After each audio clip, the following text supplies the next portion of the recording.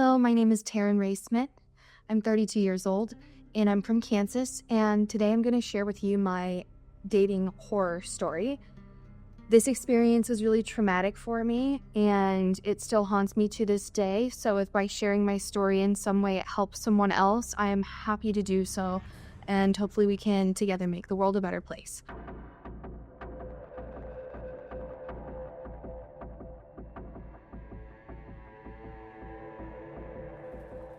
So I was dating, as one does, and I met someone who lived in the same town as me through social media, through Facebook, actually.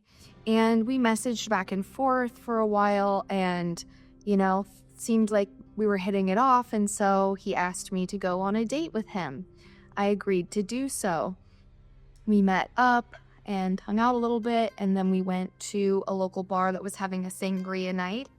And we got our sangria and we sat down across from one another, and I got an overwhelming bad feeling, a vibe that I could not ignore.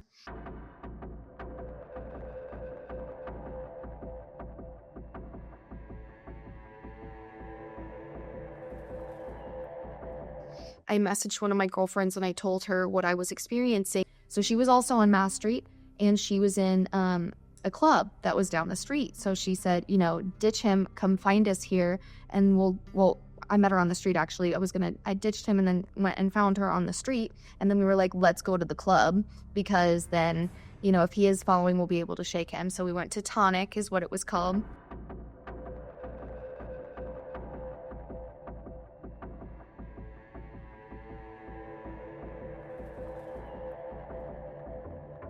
We stayed out until Tonic closed at like 2 in the morning, 3 in the morning or something. Then, just to again ensure that he wasn't following me, I went with her and our other friends back to her house, which was on the completely opposite side of town as my place. And I stayed there until about 9:30 in the morning the next day. I got back to my place, went inside and locked the door behind me. Went and laid down on I went in my room, and I was in my room for a little bit on my phone. I laid my head down on my pillow at about 9:42 a.m. The moment that I laid my head onto my pillow, our back door, which is on the main floor, just straight back from my room, swung open.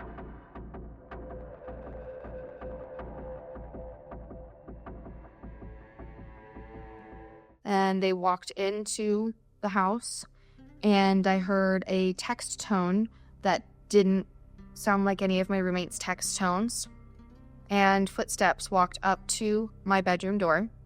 I'm already terrified. Before I have a chance to do anything, my bedroom door swings open, and there is the guy that I went on a date with.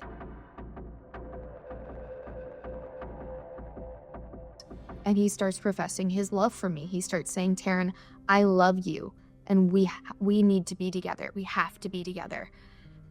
And so I took the path of least resistance for survival. And I was like, you know what? I love you too. Just give me a minute to get dressed, gather my thoughts, and then I'll come out and we can talk about us.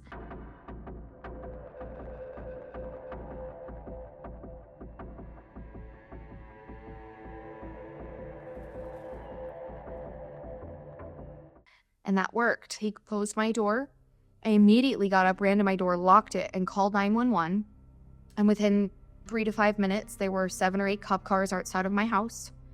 And they came into my house, and they detained him and put him on the front porch. And I was just extremely scared and distraught. So while he was on the porch and detained, he continued to stick his head inside the house and was still screaming how much he loved me.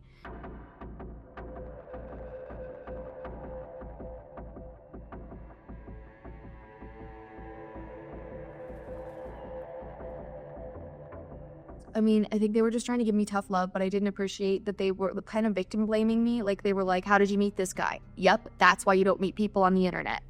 And I'm just like, I get that, but also I'm traumatized. Like, that's not the time.